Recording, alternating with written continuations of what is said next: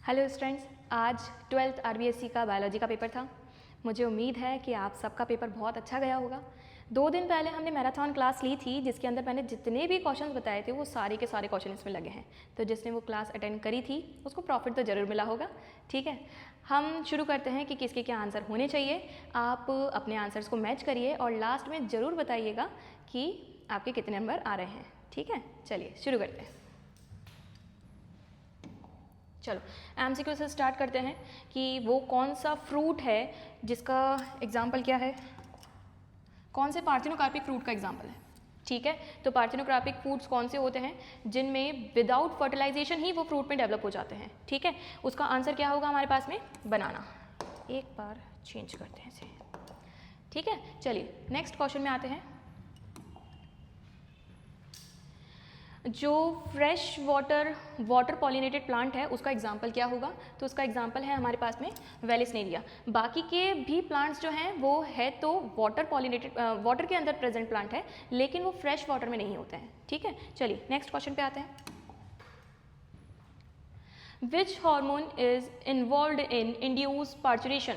इसका मतलब है बच्चा पैदा होने से पहले, पार्चुरेशन मतलब प्रसव। हिंदी में भी बताती जाऊंगी, इंग्लिश में भी बताती जाऊंगी, आप एक बार देखिएगा। ठीक है, कौन सा हार्मोन है जो पार्चुरेशन के लिए इंपॉर्टेंट है, जो उसको इंड्यूस करता है, ठीक है, प्रमोट करता है। तो हमारे पास आंसर क्या होगा इसका, ऑक्सीटोसिन। ऑक्सीटोसिन हार्मोन क्या करता है, यूट्रस के अंदर कॉन्ट्रैक्शन कर देता है जिससे पार्चुरेशन ईजी हो जाता है। ठीक है, चलिए next. Some region of chromatin are loosely packed in a typical nucleus. कुछ क्रोमेटिन जो होते हैं वो बहुत ज़्यादा लूज होते हैं और कुछ क्रोमेटिन जो होते हैं वो बहुत कंडेंसली पैक्ड होते हैं।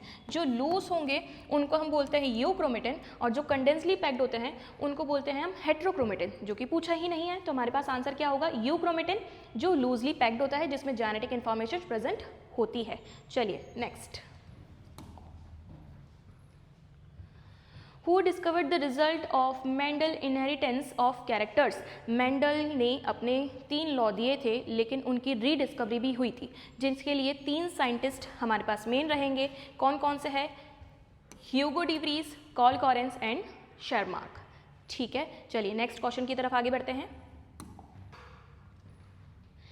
नेक्स्ट है genetic disorder which is caused due to the absence of X chromosome. हमारे पास टोटल 46 क्रोमोसोम होते हैं। 46 क्रोमोसोम में से अगर मैं फीमेल में बात करूं 44 + X0, ये सिचुएशन जब भी आ जाती है, मतलब एक एक्स क्रोमोसोम नहीं है, एब्सेंट है, तो वो सिचुएशन को हम बोलते हैं टर्नर सिंड्रोम। और इसने भी क्या पूछा है, एब्सेंस ऑफ 1 एक्स क्रोमोसोम। तो हमारे पास एक एक्स क्रोमोसोम नहीं है तो उसको हम बोलेंगे टर्नर सिंड्रोम, जो कि किस में रहेगा, फीमेल में होता है। ठीक है, चलिए नेक्स्ट क्वेश्चन की तरफ आगे बढ़ते हैं। Probably how many millions years ago evolution of jawless fish, jawless fish कितने मिलियन ईयर्स अगो पहले आई थी, तो 3। चलिए अब हम नेक्स्ट क्वेश्चन की तरफ आगे बढ़ते हैं। In ecological terminology what are green plants called. Green plants को हम इकोलॉजी टर्म्स में क्या बोलते हैं, तो हमारा आंसर है प्रोड्यूसर्स, जो क्या करेंगे, फोटोसिंथेसिस से फूड खुद से बना लेंगे। ठीक है, चलिए next question. Acrosome is found in which part of the human sperm. Human sperm में जो हेड पोर्शन होता है, हेड पोर्शन में होता है एक न्यूक्लियस, न्यूक्लियस के ऊपर होता है एक्रोसोम। तो एक्रोसोम कहाँ मिलेगा, उसके हेड पोर्शन में मिलेगा। और हमसे किसके बारे में पूछा है, एक्रोसोम के बारे में पूछा है, तो हेड पोर्शन में। ठीक है बेटा, चलिए next. Which of the following is not a part of male reproductive system. Male reproductive system का इनमें से कौन सा पार्ट नहीं है, तो हमारा आंसर क्या होगा, ampulla. Ampulla female reproductive system में फैलोपियन ट्यूब का एक हिस्सा होता है। ठीक है, चलिए नेक्स्ट क्वेश्चन की तरफ आगे बढ़ते हैं। If species A positive and species B negative, मतलब एक स्पीशीज जो है वो पॉजिटिव और एक नेगेटिव आपस में इंटरेक्ट हो रही है, मतलब एक को प्रॉफिट मिल रहा है और एक को लॉस हो रहा है, तो ये वाला किसके अंदर, मतलब ये इंटरेक्शन किस में आपको मिलेगा? तो हमारे पास में एक तो जैसे म्यूचुअलिज्म में क्या होता है भाई, दोनों को क्या होगा, पॉजिटिव, मतलब दोनों को प्रॉफिट होता है। कंपटीशन में दोनों को क्या होता है, लॉस होता है, ठीक है। जबकि प्रेडेशन में क्या होता है, प्रेडेशन का मतलब है कोई किसी को खा जाए, ठीक है। तो अगर कोई खा रहा है तो उसको तो प्रॉफिट हो रहा है, जिसको खा लिया उसको क्या हुआ, नुकसान हो गया, ठीक है। वैसे ही पैरासिटिज्म में क्या होगा, जो होस्ट बॉडी के ऊपर रहे, होस्ट बॉडी जिसको खून चूस रहे हैं, एक्चुअल में ऐसे बोल सकते हैं, ठीक है। तो होस्ट बॉडी के ऊपर रहेगा तो उसको अपन क्या बोलेंगे, होस्ट को तो क्या हो रहा है, नुकसान हो रहा है, लेकिन जो कि पैरासाइट है वो क्या रहेगा, उसको पॉजिटिव होगा। तो हमारा आंसर ये भी जा सकता है और ये भी जा सकता है, क्योंकि हमारी एनसीईआरटी में दोनों को पॉजिटिव और नेगेटिव, पॉजिटिव नेगेटिव के अंदर रखा है, ठीक है। चलिए, तो ये भी करेक्ट है एक तरीके से। चलिए नेक्स्ट क्वेश्चन की तरफ आगे बढ़ते हैं। Pyramid of biomass in a sea और जनरली, अच्छा in the sea are generally, इसका मतलब है कि जो एक्वेटिक इकोसिस्टम होगा, एक्वेटिक इकोसिस्टम में बायोमास पिरामिड कैसा रहेगा। तो एक्वेटिक इकोसिस्टम में बायोमास पिरामिड जो होता है वो इन्वर्टेड होता है, ठीक है, जिसमें हम कुछ इस तरीके का बनाते हैं, एनसीईआरटी में इस तरीके का ड्रॉ है, जिसमें नीचे जो आएंगे वो फाइटोप्लैंक्टन और ऊपर जो आएंगे वो जूप्लैंक्टन, ठीक है। चलिए आगे बढ़ जाते हैं नेक्स्ट क्वेश्चन की तरफ। Which of the following is not sexually transmitted disease, कौन सी है जो सेक्सुअली ट्रांसमिटेड डिजीज का एग्जाम्पल नहीं है। चलिए नेक्स्ट क्वेश्चन, मतलब इसी को पहले देख लेते हैं। गोनोरिया, हर्पीज, सिफिलिस, ये तीनों जो है वो STI है, सेक्सुअली ट्रांसमिटेड डिजीज है, ठीक है। तो हमारे पास एग्जाम्पल क्या बचा है, सिर्फ ट्यूबरक्लोसिस, TB डिजीज ऐसी है जो सेक्सुअली ट्रांसमिटेड नहीं होती है, ठीक है। चलिए next question. Which nitrogenous base is found in both DNA and RNA, जो नाइट्रोजनस बेस DNA में भी मिलेगा और RNA में भी मिलेगा। तो DNA में कौन कौन सी चीज़ें होती हैं, A, G, C, T। RNA में कौन कौन सी चीज़ें होती हैं, A, G, C, U, ठीक है। तो T अलग है, U अलग है, ठीक है, लेकिन जो दोनों में मिल रहा है उसके हिसाब से ऑप्शन क्या जाएगा हमारे पास, साइटोसिन, ठीक है। साइटोसिन इसमें भी है और इसमें भी है, तो आंसर क्या हो गया हमारे पास में, A, ठीक है बेटा। चलिए आगे बढ़ जाते हैं। Microbes found in the form of bio fertiliser is, वो कौन सा माइक्रोब है जो बायो फर्टिलाइजर के फॉर्म में भी काम में आता है, ठीक है।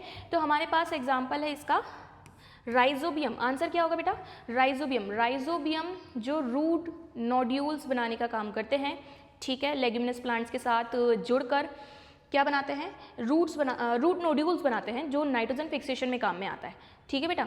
तो यहाँ पर हमसे पूछा भी यही है, बायो फर्टिलाइजर के फॉर्म में काम में आएगा, आंसर होगा राइजोबियम, ठीक है। चलिए next question. Which species of plasmodium cause most severe and fatal malignant malaria, कि किससे बहुत ही ज़्यादा घातक मलेरिया हो रहा है, तो प्लाज्मोडियम फैल्सीपेरम, ठीक है। आंसर होगा C। आप लोग, मैं इंग्लिश में आंसर बताती जा रही हूँ, ऑप्शन हिंदी में भी बिल्कुल सेम है, तो आप लोग उस पर भी मान के चलिएगा, ठीक है। चलिए natural combination is obtained mainly from which part of the cannabis sativa, cannabis sativa से अपन को मिलता है, क्या मिलता है, ड्रग्स, ठीक है।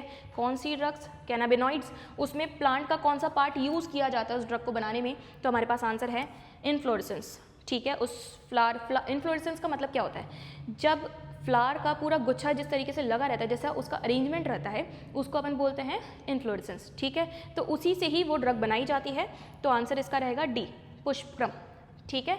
चलिए नेक्स्ट।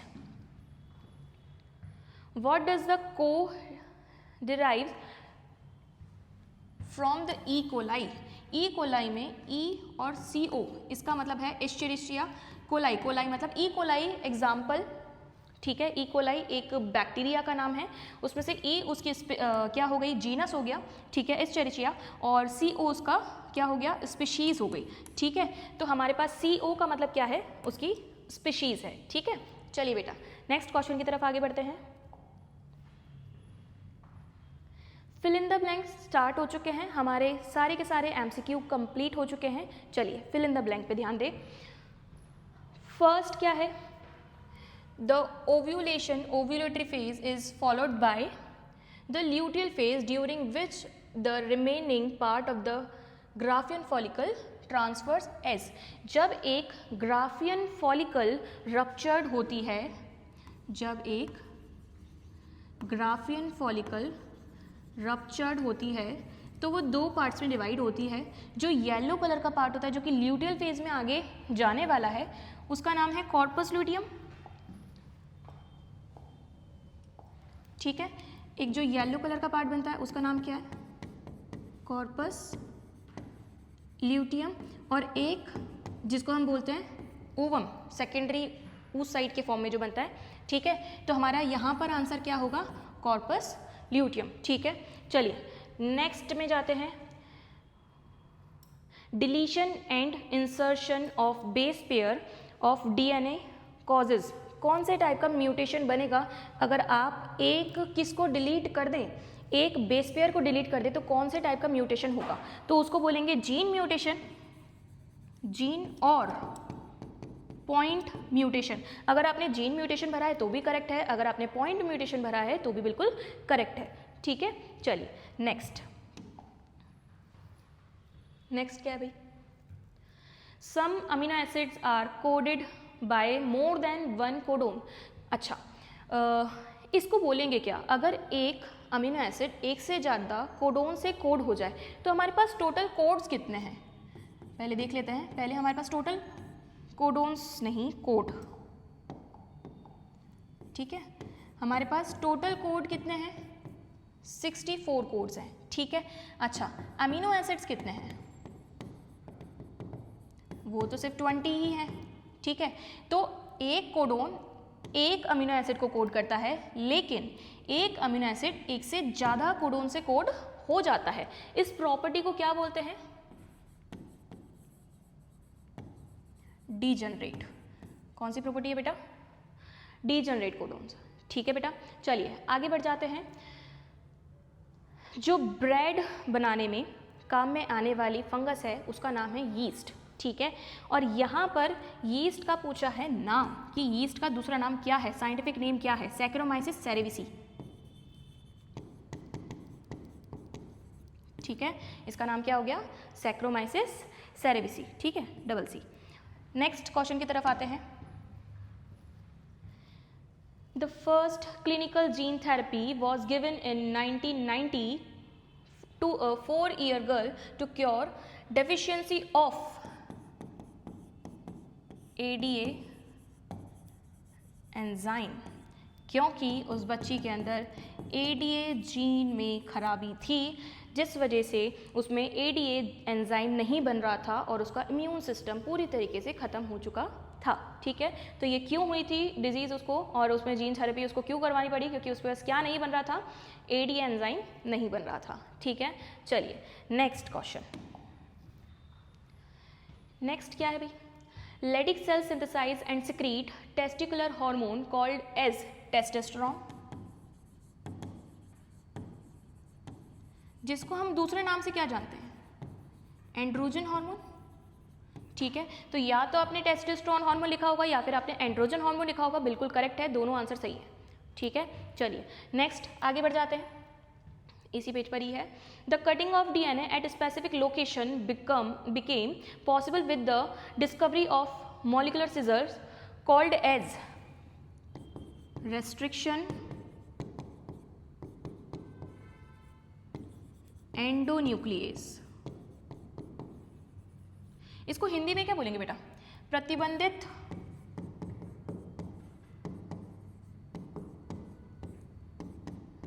एंडोन्यूक्लियस,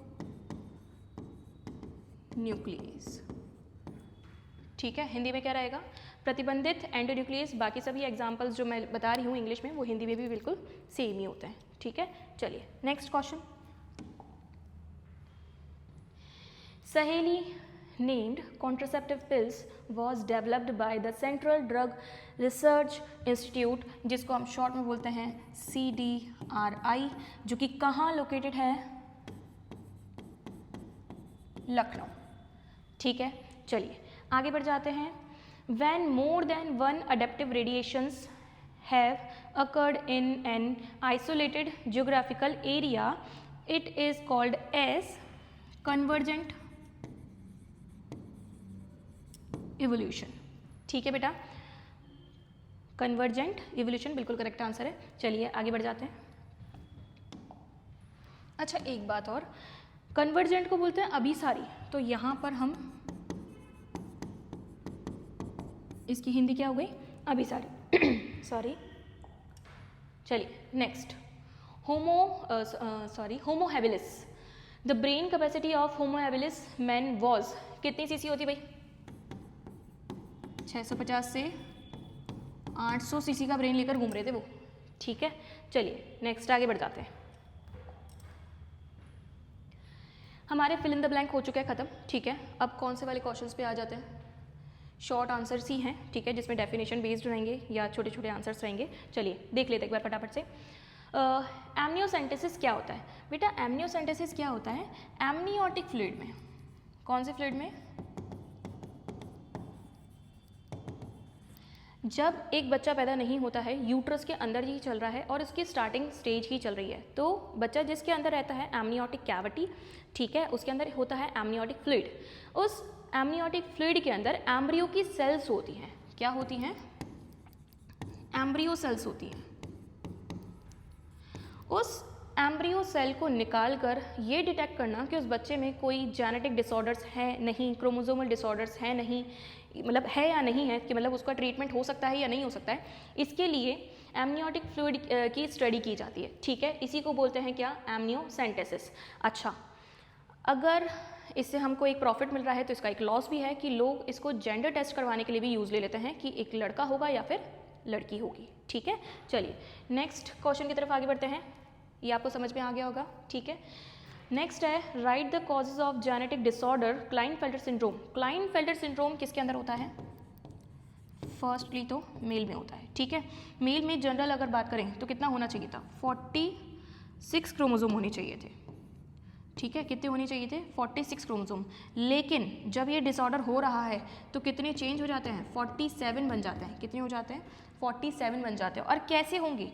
44 प्लस XXY, तभी इसको किस में करना है? 47। बोलो बात समझ में आ रही है? ठीक है। 44 क्रोमोसोम जिसको आप ऑटोसोम्स बोलते हैं, ठीक है। एक एक्स क्रोमोसोम ज़्यादा हो गया।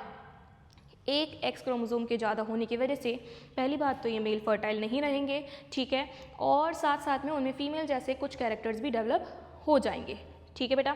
तो ये क्यों होता है? क्योंकि एक एक्स क्रोमोसोम एक्स्ट्रा होता है। किसके अंदर होता है? मेल के अंदर होता है। जनरल कंडीशन में कितने क्रोमोसोम होते हैं?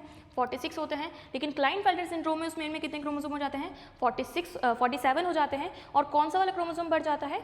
एक एक्स क्रोमोसोम ज़्यादा होता है। चलिए नेक्स्ट क्वेश्चन की तरफ आते हैं।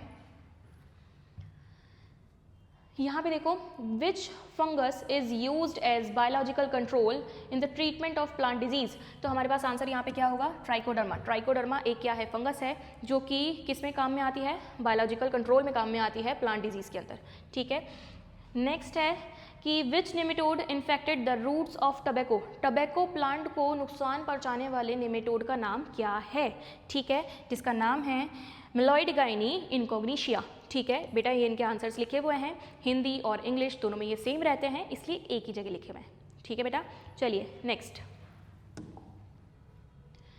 नेक्स्ट क्या है? इमिग्रेशन का मतलब क्या होता है? आप्रवासन का मतलब क्या होता है? अगर ये आप कोई जियोग्राफिकल एरिया ले लिया, ठीक है, इसमें अगर कोई माइग्रेट करके आ रहा है तो यहाँ का जो पॉपुलेशन है वो इंक्रीज हो जाएगी, ठीक है। यहाँ की पॉपुलेशन क्या हो जाएगी बेटा? इंक्रीज हो जाएगी। और इसी को ही क्या बोलते हैं? इमिग्रेशन। क्या ये बात समझ में आ गई? एक पर्टिकुलर जियोग्राफिकल एरिया में बाहर से, दूसरे एरिया से कुछ पॉपुलेशन का आ जाना, कुछ स्पीशीज़ का आ जाना, कुछ मेंबर्स का आ जाना, किसी का भी आना क्या कहलाएगा?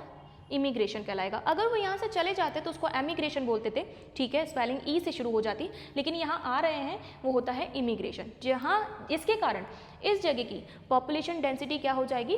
इंक्रीज हो जाएगी। ठीक है बेटा, चलिए नेक्स्ट क्वेश्चन की तरफ आगे बढ़ते हैं। Which colours can not B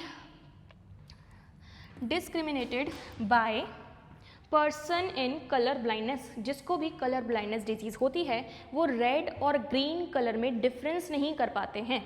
ठीक है, तो हमारे पास आंसर क्या होगा? Red and green. ठीक है बेटा, चलिए नेक्स्ट क्या है? Which pathogenic bacterium caused typhoid fever in human? Salmonella typhimurium या फिर साल्मोनेला टाइफी, ठीक है, जैसे टाइफाइड हो जाता है ना, और किससे होता है? कंटामिनेटेड फूड एंड वाटर से ये बैक्टीरिया हमारे अंदर आ जाता है। ठीक है बेटा, चलिए next question. Give an example of commensalism. Commensalism पहले तो आपको पता होना चाहिए डेफिनेशन की कमेंसलिज्म क्या होता है। ठीक है, तो कमेंसलिज्म में एक को तो होता है प्रॉफिट और एक को कुछ भी नहीं हो रहा। एक को तो प्रॉफिट होगा, एक स्पीशीज़ को प्रॉफिट होगा और एक स्पीशीज़ को कुछ भी नहीं होगा। ठीक है, तो यहाँ पर एक एग्जाम्पल क्या है हमारे पास? एग्रेट का है और ग्रेजिंग कैटल्स का है। जब एक घास वाला एरिया है, ठीक है, वहाँ पे जब कैटल्स चलेंगे तो उनके चलने की वजह से मिट्टी हिलेगी और मिट्टी हिलने से नीचे जो छोटे छोटे वॉर्म्स होते हैं वो ऊपर आ जाएंगे। जब वो ऊपर आ जाएंगे तो उनको ईजिली कौन कैप्चर कर लेगा? एग्रेट्स जो हैं, बगुले जो हैं, वो उनको कैप्चर कर लेते हैं। ठीक है, क्योंकि उनके लिए निकालना, इन छोटे छोटे कीड़ों को बाहर निकालना बहुत मुश्किल होता है। ठीक है, तो यहाँ पे किसको प्रॉफिट है? इन्हें तो प्रॉफिट है और इनको तो कोई फ़र्क ही नहीं पड़ता है। तो एक एग्जाम्पल हमारे पास ये सामने लिखा हुआ है। ठीक है, चलिए नेक्स्ट क्या है? The protein that controls the cotton, ठीक है, cotton bollworm is encoded by which gene? ये हमारे पास ये एग्जाम्पल ही, मतलब सॉरी आंसर ही लिखा हुआ है बेटा। ठीक है, CRY1AC एंड CRY2AB, ये दो जीन हैं जिससे हम किसको कंट्रोल कर सकते हैं? कॉटन बॉलवर्म को कंट्रोल कर सकते हैं। ठीक है बेटा, चलिए नेक्स्ट क्वेश्चन क्या है? What does A and B represented in the above mention diagram of the mature what? Embryo sac. ठीक है, कि एक मैच्योर एम्ब्रियो सैक का डायग्राम दे रखा है, A और B पहचानना है। तो हमारे पास B क्या है? एग सेल, जो कि क्या है? Female gamete. ठीक है, और A यहाँ पर हमारे पास क्या है?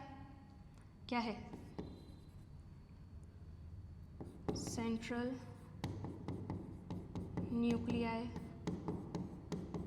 Polar nuclei. सेंट्रल की जगह हमें लिखना चाहिए सेकेंडरी। ठीक है,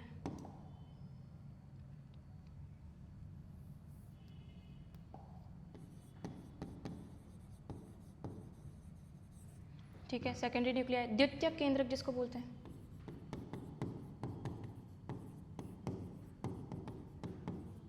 ठीक है, ध्रुवीय केंद्रक।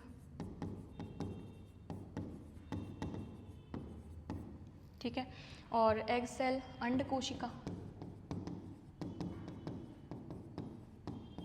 ठीक है, चलो A भी हो गया, B भी हो गया, इतना ही पूछा था। नेक्स्ट क्वेश्चन की तरफ आते हैं। चलिए, right parasitism bye given example in population interaction. Parasitism का मतलब क्या होता है? जिसके अंदर एक तो पैरासाइट हो और वो किसके ऊपर रह रहा हो? होस्ट के ऊपर रह रहा हो। ठीक है, पैरासाइट को तो क्या होने वाला है? प्रॉफिट होने वाला है। ठीक है, तो इसको हम लिखेंगे प्लस से डिनोट करेंगे। और होस्ट को क्या होने वाला है? नुकसान होने वाला है। ठीक है, क्योंकि इससे वो फूड लेगा। ठीक है बेटा, तो यहाँ पर एक एग्जाम्पल हमारे पास क्या हो गया? जैसे लीचेस। ठीक है, या फिर हम किसको मान सकते हैं? कसकुटा, जिसको हिंदी में क्या बोलेंगे? अमरबेल। ठीक है। प्लांट में तो कस्कुटा या अमरवेल हो गया। एनिमल में क्या हो गया कि दूसरे एनिमल्स के ऊपर, होस्ट एनिमल्स के ऊपर लीच रहती है, जोंक रहती है, ठीक है। वो भी क्या है, एक एक्टोपैरासाइट के फॉर्म में है। या फिर इंटेस्टाइन के अंदर एस्केरिस घुस के रहता है, तो वो एंडोपैरासाइट का एग्जाम्पल हो गया। आप इनमें से कोई सा भी एग्जाम्पल लिख सकते हैं विथ डेफिनेशन, ठीक है। चलिए नेक्स्ट क्वेश्चन की तरफ आते हैं बेटा।